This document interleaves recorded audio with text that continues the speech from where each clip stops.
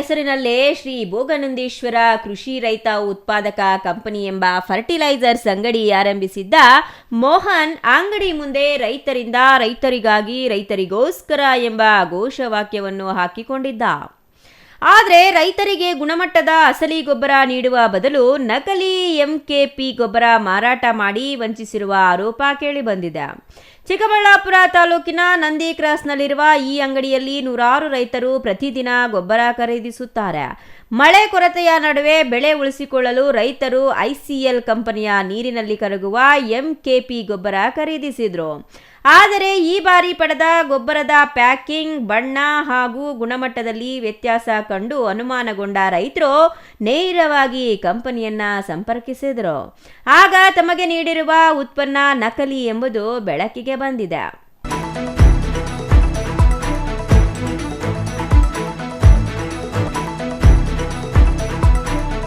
ನನ್ನ ಹೆಸರು ಪುನೀತ್ ಅಂತ, ಬಿಜ್ವಾರ ಗ್ರಾಮದವನು.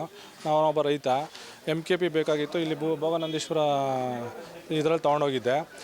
4 ಬ್ಯಾಗ್ಸ್ ನಾನು ಖರೀದಿ ಮಾಡಿ ಬಿಲ್ ಹಾಕ್ಸ್ಕೊಂಡು ತೊಗೊಂಡೋಗಿದ್ದೀನಿ. ನನ್ನ ಹತ್ರ ಹಳೇದೊಂದು ಸ್ಟಾಕ್ ಇತ್ತು, ಒಂದು 10 kg ಅಷ್ಟು. ಅದ್ರ ಜೊತೆಲಿ ಸಾಲದೆ ಬಂದು ಈ ಹೊಸ ತೊಗೊಂಡೋಗಿರೋ ಪ್ರಾಡಕ್ಟ್ ನೀವು ಓಪನ್ ಮಾಡಿದಾಗ ಅದ್ರ ಪ್ಯಾಕಿಂಗೇ ಬೇರೆ ಇತ್ತು, ಇದ್ರ ಪ್ಯಾಕಿಂಗೇ ಬೇರೆ ಇತ್ತು. ಆದ್ದರಿಂದ ನನಗೆ ಡೌಟ್ ಬಂದು ನಾನು ಕಂಪ್ನಿಯವ್ರಿಗೆ ಫೋನ್ ಮಾಡಿದೆ. ಸರ್ ಅದೊಂದು ಲಾಟ್ ನಂಬರು ವಾಟ್ಸಪ್ ಮಾಡಿ, ಫೋಟೋ ಹಿಡಿದು ಇದ್ರದ್ದು ಹಳೇದ್ರದ್ದು ಹೊಸರದ್ದು ಅಂದರು. ವಾಟ್ಸಪ್ ಮಾಡಿದೆ. ಅವರು ಹೈಯರ್ ಇದು ಕಳಿಸಿ ಆ ಲಾಟ್ ನಂಬರ್ ಎಲ್ಲ ಚೆಕ್ ಮಾಡಿದಾಗ ಅದು ಫೇಕ್ ಅಂತ ಬಂತು, ಡೂಪ್ಲಿಕೇಟ್ ಅಂತ ಬಂತು. ಸರಿ ಸರ್, ಇಲ್ಲಿ ತೊಗೊಂಬಂದಿದ್ದೀವಿ, ಇವ್ರ ಹತ್ರ ಸ್ಟಾಕು ಇದೆ, ಬನ್ನಿ ಅಂದ್ರಿ. ಬಂದರು, ಎಲ್ಲ ನೋಡಿ ಇದೆಲ್ಲ ಬೇರೆ ನಾವು MKPಗೆ ಹೇಳಿದ್ದು. ಇಲ್ಲಿ ಬಂದರೆ 1261 ಫೇಕ್ ಇದೆ, 13045 ಫೇಕ್ ಇದೆ, 1261 ಫೇಕ್ ಇದೆ, 5234 ಫೇಕ್ ಇದೆ. ಎಲ್ಲ ಫೇಕ್ ಐಟಮೇ ಮಡಗಿದ್ದಾರೆ. ನಾನು 6 ಬ್ಯಾಗ್ ತೊಗೊಂಡೋಗಿದ್ದೀನಿ. ಟೋಟಲು 4 + 2 6 ಬ್ಯಾಗಲ್ಲಿ ನಾನು 1 ಎಕರೆಗೆ 5 kg ಹಂಗೆ ರೆಕಮೆಂಡ್ ಇರೋದು. ಲೆಕ್ಕ ಹಾಕಿದ್ರೆ ಎಷ್ಟು ಎಕರೆಗೆ ಆಗ್ತದಂತ. ನಾನು ಬಿಟ್ಟರೆ ನನ್ನ ತೋಟ ಏನಾದರೂ ಕ್ಲೈಮೇಟ್ ಹೆಚ್ಚೇ ಕಡಿಮೆ ಆದರೆ ಬ್ಲೈಟ್ ಬರ್ತದೆ, ಅದನ್ನು ಬರ್ಸ್ಕೊಡೋರು ಯಾರು. ನಕಲಿ ಗೊಬ್ಬರ ಮಾರಾಟ ಮಾಡಿರುವುದು ಖಚಿತವಾಗುತ್ತಿದ್ದಂತೆಯೇ ನೂರಾರು ರೈತರು ಅಂಗಡಿಗೆ ಮುತ್ತಿಗೆ ಹಾಕಿ ಮಾಲೀಕ ಮೋಹನ್ ವಿರುದ್ಧ ತೀವ್ರ ಆಕ್ರೋಶ ವ್ಯಕ್ತಪಡಿಸಿದ್ರು. ಬಳಿಕ ಮೋಹನ್ನನ್ನ ನಂದಿಗಿರಿಧಾಮ ಪೊಲೀಸ್ ಠಾಣೆಗೆ ಕರೆದೊಯ್ದು ಕಾನೂನು ಕ್ರಮ ಕೈಗೊಳ್ಳುವಂತೆ ಒತ್ತಾಯಿಸಿದ್ರು.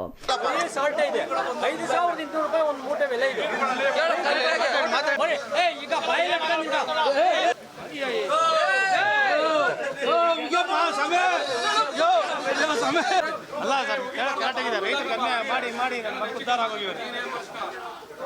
1200 ರೂಪಾಯಿ ಶೇರ್ ಕಟ್ಟಿ ಅಂಗಡಿ ಓಪನ್ ಮಾಡಿ ಬರೀ ಉಪ್ಪು, ವೀರ್ಯ, ಅಮೋನಿಯಂ ಸಲ್ಫೇಟ್ ಮಿಕ್ಸ್ ಮಾಡಿ 4,500 ಎಲ್ಲ ಕಡೆ ತನಿಖೆ ಆಗ್ಬೇಕಂತ ಹೇಳಿ, ಎಲ್ಲ ಕಡೆ ತನಿಖೆ ಆಗ್ಬೇಕಿದು. ಅದು ಬೇರೆ ಇಲ್ಲ. ಒಬ್ರು ಬಂದು ರೈತ ಹೇಳ್ತಿದ್ದ, ಕಮಿಟಿಯವರು ಇನ್ವಾಲ್ವ್ ಆಗ್ತಿದ್ದು ಮಾಡಕ್ಕೆ ಆಗಿಲ್ಲ ಅಂತ ಹೇಳ್ತಾ ಇದ್ದಾರೆ. ಅಧಿಕಾರಿಗಳು ಇನ್ವಾಲ್ವ್ ಆಗವ್ರಂತೆ. ರೈತರು ಅದ್ರಲ್ಲಿ ಕಮಿಟಿಯವರು ಇನ್ವಾಲ್ವ್ ಆಗಿರೋದು ರೈತ ಹೇಳ್ತಾವನೆ. ನೀನ್ ರೈತ ಕಮಿಟಿಯವರು ಬಂದು ಕೇಳ್ಬೇಕು ಅದನ್ನ. 3ನೇ ವ್ಯಕ್ತಿ ಮಾತಾಡ್ತಾ ಇದ್ದಾನೆ ಇಲ್ಲಿ.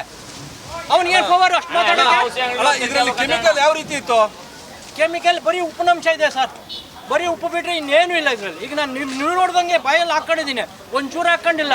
ಅರ್ಧ kg. ಮಾಹಿತಿ ತಿಳಿಯುತ್ತಿದ್ದಂತೆಯೇ ಕೃಷಿ ಇಲಾಖೆ ಅಧಿಕಾರಿಗಳು ಅಂಗಡಿಗೆ ದಾಳಿ ನಡೆಸಿ ಗೊಬ್ಬರದ ಚೀಲಗಳು, ದಾಖಲೆಗಳು ಹಾಗೂ ದಾಸ್ತಾನನ್ನ ಪರಿಶೀಲಿಸಿದರು.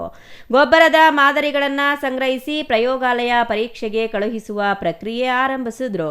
ಪರಿಶೀಲನೆ ವೇಳೆ ಮತ್ತೊಂದು ಅಕ್ರಮವು ಬೆಳಕಿಗೆ ಬಂದಿದೆ. ಅಂಗಡಿಯ ಗೊಬ್ಬರ ಮಾರಾಟ ಪರವಾನಗಿ ಅವಧಿ ಮುಗಿದಿದ್ರೂ ಮರು ಪರವಾನಗಿ ಪಡೆಯದೆ ವ್ಯಾಪಾರ ನಡೆಸಲಾಗುತ್ತಿತ್ತು ಎಂಬುದು ಅಧಿಕಾರಿಗಳ ಗಮನಕ್ಕೆ ಬಂದಿದೆ. ನಮ್ಮ ಚಿಕ್ಕಬಳ್ಳಾಪುರ ತಾಲೂಕಿನ ನಂದಿ ಹೋಬಳಿನಲ್ಲಿ ಸರ್ ಏನೋ ಒಂದು ರೈತ ಉತ್ಪಾದಕರ ಸಂಘ ಏನು ಸ್ಥಾಪನೆ ಮಾಡಿದ್ದಾರೆ, ಭೋಗನಂದೀಶ್ವರ ರೈತ ಉತ್ಪಾದಕರ ಸಂಘ ಅಂತ. ಇವರು ರಸಗೊಬ್ಬರ ಮತ್ತು ಕೀಟನಾಶಕಗಳ ಪರವಾನಗಿಯನ್ನು ತಗೊಂಡು ರೈತರುಗಳಿಗೆ ಪರಿಕರಗಳನ್ನ ವಿತರಣೆ ಮಾಡ್ತಿದ್ರು. ನಿನ್ನೆ ಸಂಜೆ ನಮಗೆ ಏನೋ ಒಂದು ನಂದಿಗಿರಿಧಾಮ ಪೊಲೀಸ್ ಸ್ಟೇಷನಿಂದ ಈ ಥರ ರೈತರು ಬಂದು ಕಂಪ್ಲೇಂಟ್ ಕೊಟ್ಟಿದ್ದಾರೆ. ICL ಸಂಸ್ಥೆದು ಈ ಒಂದು ಪರ್ಟಿಕ್ಯುಲರ್ ರೈತ ಉತ್ಪಾದಕರ ಸಂಘದವರು ಫೇಕ್ ಮೆಟೀರಿಯಲ್ನ ತರಿಸಿ ಮಾರಾಟ ಮಾಡ್ತಿದ್ದಾರೆ, ರೈತರಿಗೆ ದ್ರೋಹ ಮಾಡಿದೆ ಅಂತ ಕಂಪ್ಲೇಂಟ್ ಕೊಟ್ಟರು. ಆ ಹಿನ್ನೆಲೆಯಲ್ಲಿ ನಾವು ನಿನ್ನೆ ಬಂದು ಅಟೆಂಡ್ ಮಾಡಿದ್ವಿ.